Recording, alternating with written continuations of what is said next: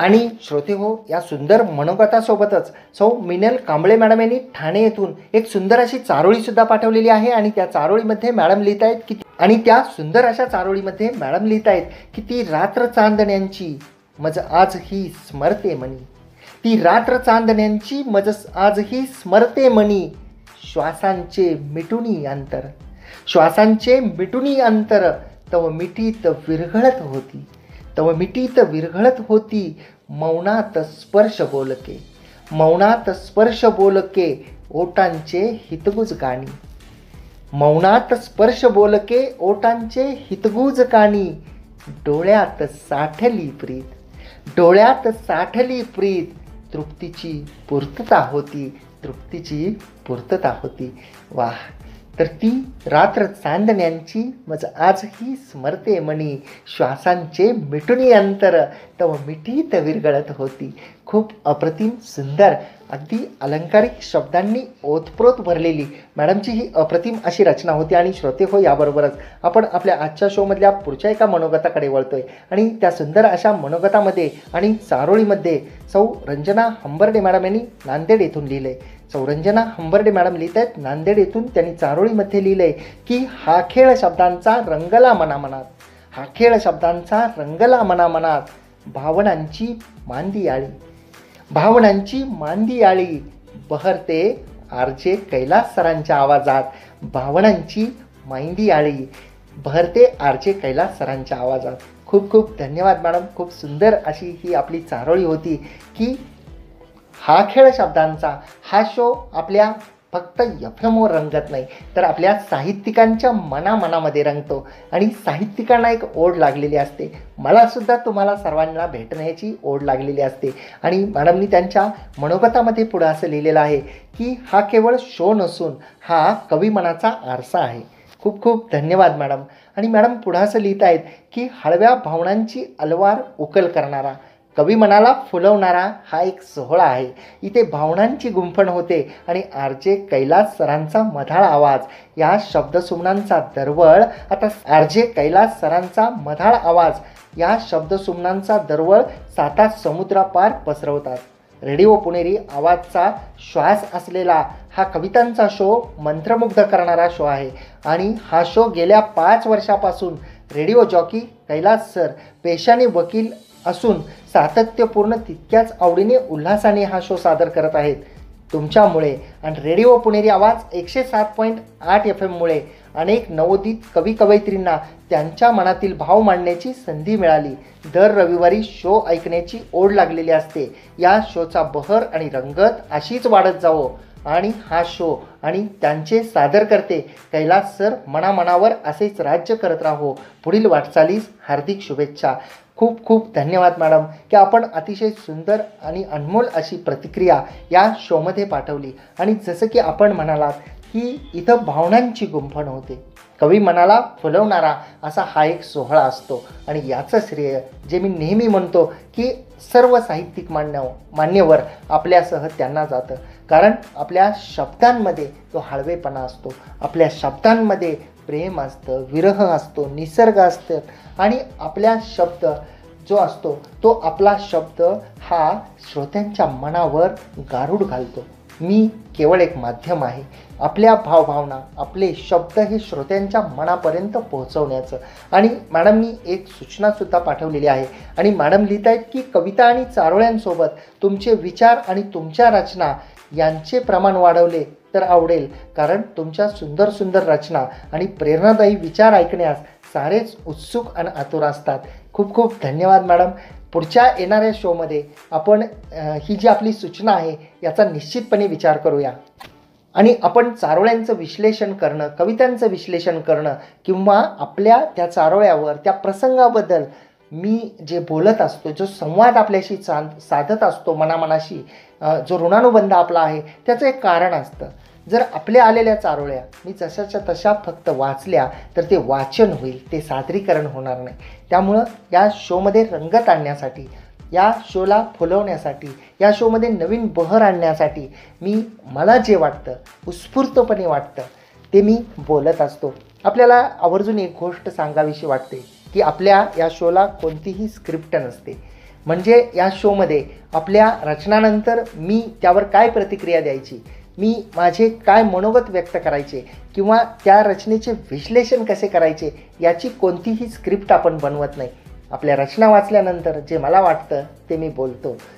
मी असं बोलत असतो की जणू काही आपण सर्वजण माझ्यासमोर आहात आणि मी आपल्याशी संवाद साधतोय. आपण शब्दांच्या माध्यमातून, आपण कवितांच्या माध्यमातून, आपण रचनांच्या माध्यमातून माझ्याशी संवाद साधताय आणि मी आपल्याशी बोलून संवाद साधतोय. अशा प्रकारचं चित्र समोर उभा करून मी आपल्या शब्दांना श्रोत्यांच्या मनापर्यंत पोहोचवण्याचा प्रयत्न करत असतो. तर मॅडमनी जी सूचना पाठवलेली आहे की यामध्ये जे माझं बोलणं आहे सादरीकरणामध्ये तर ते थोडंसं वाढवलं पाहिजे, माझ्या काही रचना सादर केल्या पाहिजे. खरं तर माझ्या रचना सादर करण्याची मला खूप सारी इच्छा असते, परंतु आपल्या शोमध्ये अगदी हजारो मान्यवर जे आहेत ते सहभागी झालेले आहेत आणि आपला जो शो आहे त्याच्यामध्ये रचनांचा ओघ एवढा असतो की माझ्या पुढचं मेन जे ध्येय असतं, टार्गेट असतं ते आपल्या सर्वांच्या रचना सादर झाल्या पाहिजेत आणि त्यातून जर वेळ मिळाला तर मी माझ्या सादर करत असतो. आपण त्यासाठी अनेक वेळा 60 रचनांचं 90 रचनांचं बंधनसुद्धा दिलेलं होतं. शोमध्ये आपण अल्टरनेटिव्हली म्हणजे एक शो झाल्यानंतर सहभागी करून घेतो मान्यवरांना, म्हणजे जेणेकरून सर्वांना संधी मिळेल असे आपण शोमध्ये बदलसुद्धा करत गेलेलो आहोत. तर रचना जेवढ्या कमी येतील तेवढं त्याचं विश्लेषण चांगलं करता येईल, त्याबद्दल माझ्या मनातले भाव हे व्यक्त करता येतील. माझ्याही काही रचना निश्चितपणे सादर करता येतील आणि मला आपल्याशी बोलतासुद्धा येईल. निश्चितपणे आपल्या या सूचनेबद्दल विचार केला जाईल आणि आपण हे सुंदर असं मनोगत पाठवलं त्याबद्दल आपला खूप खूप आभारी आहे. आणि आपण जे शोशी आपण आणि जे सर्व साहित्यिक आहेत जे शोशी आपलं जे ऋणानुबंध आहे ते असंच कायम पुढेही राहो अशी मी आशासुद्धा व्यक्त करतो. आणि श्रोते हो, पुढच्या एका आपण चारोळीकडे वळूयात आणि ज्या चारोळीमध्ये रंजना अमोल खताळ मॅडम यांनी अनगर तालुका मोहोळ जिल्हा सोलापूर येथून लिहिलं आहे आणि मॅडम लिहित आहेत की करारी मनाचा करारी बाणा हा खेळ शब्दांचा नाव ऐकताच ताठ होई माना. हा खेळ शब्दांचा नाव ऐकताच ताठ होई माना. मानाने मान वाढवे आमची आन बान शान. मानाने मान वाढवे आमची आन बान शान. सर तुमचा आवाज या शोचा जीव की प्राण. सर तुमचा आवाज या शोचा जीव की प्राण. खूप खूप धन्यवाद मॅडम की आपण या शोबद्दल FM आणि माझ्या आवाजाबद्दल ही सुंदर आणि अनमोल अशी प्रतिक्रिया व्यक्त केली. कारण आपल्याला माहीत आहे की आपल्या रचनेमध्ये जे शब्द असतात त्या शब्दाप्रमाणे सादरीकरण करावं लागतं. जर शब्द कठोर असतील तर त्यातील भावभावना मांडताना आपले शब्द हे कठोर झाले पाहिजेत. जर शब्द हे हळवे असतील तर त्या भावभावना मांडताना त्यामधला हळवेपणा टिपता आला पाहिजे. प्रेम वाचताना प्रेमाची अनुभूती झाल्याचा आभास निर्माण झाला पाहिजे आणि विरह वाचताना विरहाची अनुभूती व्हावी. जणू काही आपल्या मनातलं दुःख कोणीतरी सांगत आहे, कोणीतरी बोलत आहे, कोणीतरी व्यक्त होत आहे असे वाटावे, असं माझा प्रयत्न असतो.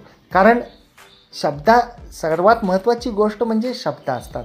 कारण सादरीकरण हा एक वेगळा भाग झाला, शब्द हा एक वेगळा भाग झाला आणि संधी मिळणं हा एक वेगळा भाग झाला. आणि जसं की मी मगाशीही 2-3 वेळा म्हटलं की खूप सारे असे मान्यवर आहेत की ज्यांच्या रचना खूप सुंदर आहेत, परंतु त्यांना संधी मिळत नाही किंवा ते संधी निर्माण करत नाहीत. खूप वेळा असंही म्हटलं जातं की मला इथं संधी मिळाली नाही, मला तिथं संधी मिळाली नाही. क्षेत्र कोणतंही असो, त्या क्षेत्रामध्ये कोणीही कोणालाही संधी देत नाही. ही गोष्ट सर्वात आधी आपण लक्षात घेतली पाहिजे. संधी ही आपण निर्माण करावी लागते, आपण स्वतःचं कर्तृत्व सिद्ध करावं लागतं. कारण कोणत्याही गोष्टीची सुरुवात ही खूप खडतर असते. लोक हे यश मिळालेल्या व्यक्तीचं यश पाहतात. मी मगाशीसुद्धा चर्चा करताना म्हटलं की यश मिळाल्यानंतर त्याच्याबद्दल खूप सारे बोललं जातं, परंतु जेव्हा आपण सुरुवात करतो तेव्हा ते आपल्याला अवघड वाटायला लागतं. परंतु सातत्यानं अपयश येऊनसुद्धा निरंतरपणे जर आपण एखादी गोष्ट करत राहिलो तर निश्चितपणे आपण ध्येय गाठू शकतो, असं या निमित्तानं मला वाटतं. रेडिओ पुणेरी आवाज 107.8 FM वरील हा खेळ शब्दांचा या आपल्या शोला पुढच्या रविवारी 5 वर्षे पूर्ण होत आहेत आणि त्या 5 वर्ष पूर्तीच्या अनुषंगानं आपण आपल्या आजच्या या शोमध्ये आपली मनोगतं आणि चारोळी असा उपक्रम दिलेला होता. या शोमध्ये आपण भरभरून असा सहभाग दिला. आपण खूप सुंदर सुंदर मनोगत जे आहे ते पाठवलं, खूप साऱ्या सूचना ज्या आहेत त्या पाठवल्या, शोमधील त्रुटी आपण सांगितल्या आणि आपण ज्या सूचना दिलेल्या आहेत, आपण शोमध्ये कोणत्या प्रकारच्या गोष्टी असायला हव्यात हे जे आपण सांगितलेलं आहे त्याचा निश्चितपणे आपण पुढच्या शोमध्ये विचार करूया, आपण त्याची अंमलबजावणीसुद्धा करूया. परंतु आपण जे श्रोते मान्यवर आहात, आपण जे साहित्यिक मान्यवर आहात, आपण आजपर्यंत या शोला जसा भरभरून असा प्रतिसाद दिलेला आहे तसाच भरभरून असा प्रतिसाद आपण प्रत्येक शोलासुद्धा द्यावा. आपण रेडिओ पुणेरी आवाज 107.8 FM हा खेळ शब्दांचा या शोवर जे भरभरून असं प्रेम केलेलं आहे त्याचे आभार मानण्यासाठी खरं तर शब्द नाहीत. आपल्यासाठी हे खूप मोठं व्यासपीठ आहे. परंतु जेव्हा दर रविवारी दुपारी मला भेटायचं असतं तेव्हा आपल्या भेटीची मलासुद्धा आपल्या इतकीच खूप सारी उत्सुकता असते. कारण दुपारी 2 वाजल्यापासून ते 3:30 वाजेपर्यंत आपण ही कवितांची मैफिल सजवतो आणि या कवितेच्या मैफिलीमध्ये 1.5 तासामध्ये आपण खूप सारं जगून घेतो. आपण आनंद व्यक्त करतो, आपण दुःख व्यक्त करतो, आपण काही मनाला आपल्या समाधान मिळणाऱ्या रचना ज्या आहेत त्या ऐकतो. आपल्याला एक ऊर्जा मिळते, आपल्याला एक प्रेरणा मिळते आणि शब्दांची हीच तर जादू असते नाही का. म्हणूनच आपल्या या शोचं सुद्धा नाव आहे हा खेळ शब्दांचा. आणि आपण हे नाव सिलेक्ट करताना जाणीवपूर्वक हे आपण नाव सिलेक्ट केलेलं होतं. कारण मनामध्ये खूप सारे शब्द असतात आणि त्या शब्दांचे खेळ हे मनामध्ये चालू असतात. त्या मनामध्ये चालू असलेल्या शब्दांच्या गोंगाटाला बाहेर काढणं, ते या व्यासपीठावर आणणं आणि ते जगापर्यंत पोहोचवणं हा आपला उद्देश. आणि तो उद्देश काही प्रमाणामध्ये का होईना साध्य झालेला आहे. आज जेव्हा अगदी छोट्या छोट्या म्हणजे गावाचं नाव वेगळं असतं आणि पोस्ट वेगळं असतं असं जेव्हा आपल्या लक्षात येतं तेव्हा म्हणजे ते गाव छोटं असतं हे ऐकून ते पाहून खूप समाधान वाटतं की आपण खूप छोट्यातल्या छोट्या खेड्यातल्या त्या कवी मान्यवर यांना आपल्या या व्यासपीठावर बोलवू शकलो आणि त्यांच्या रचना सादर करू शकलो याचा खूप मनस्वी असा आपल्याला आनंद होतो. शहरामधले मोठे मोठे मेट्रो सिटीज आहेत तेथीलसुद्धा मान्यवर जे आहेत ते आपल्या या शोमध्ये सहभागी होतात. खूप प्रसिद्ध आणि नामवंत साहित्यिक जे आहेत ते सुद्धा आपल्या या शोमध्ये आहेत. आणि एक प्रश्न नेहमी विचारला जातो की जो हुद्दा असतो, डिग्री असते ती आपण नाव घेताना का वापरत नाही. त्याचाही आज खुलासा करतो की त्यामुळे शोची वेळ वाढते आणि काही जणांचा परिचय हा जास्तीचा असतो. मग एकाचा घेतला दुसऱ्याचा घेतला नाही तर तो भेदभाव होतो. म्हणून आपण फक्त नाव आणि गाव एवढंच फक्त आपण घेतो आणि जो इतर परिचय आहे आपला हुद्दा किंवा आपली डिग्री किंवा आपला साहित्यिक परिचय हा आपण शोमध्ये घेत नाही. कारण काही जणांचा छोटा असतो, काही जणांचा खूप मोठा असतो आणि एकाचा घेणं आणि एकाचा न घेणं हे योग्य होत नाही. त्यामुळे आपण ते घेत नाही. त्याबद्दल मी दिलगीर आहे. आणि श्रोते हो, पहा ना, आपण दुपारी 2 वाजता ही गप्पांची मैफिल सुरू केली. हा खेळ शब्दांचा या शोला 5 वर्षे पूर्ण होणार म्हणून आपण उपक्रम दिला आणि आपण भरभरून व्यक्त झालात, आपण भरभरून असं बोललात, आपण सुंदर सुंदर चारोळ्या पाठवल्या, आपण कौतुक केलं आणि आपण शब्दसुमनांचा वर्षाव या शोवर माझ्यावर केलात. त्याबद्दल आपला खूप खूप आभारी आहे. पण आपल्याशी गप्पा मारताना जे सगळ्यात मोठा दुश्मन असतो तो म्हणजे घड्याळ असतो नाही का. आपण बोलत असतो आणि आपली ही संवादाची मैफिल, आपली ही गप्पांची मैफिल ऐन भरात आलेली असते आणि घड्याळ मला नेमका इशारा देतं की तुझी आजच्या शोमधून जाण्याची वेळ आलेली आहे, तुला आजच्या शोमधून निरोप घ्यावा लागणार आहे. इच्छा कधीच नसते पण वेळेचं बंधन आहे. वेळ कधीच कोणासाठी थांबत नाही पण आपल्याला थांबावं लागतं. म्हणून आजच्या शोपुरता मला तुमचा निरोप घ्यावा लागणार आहे, रजा घ्यावी लागणार आहे.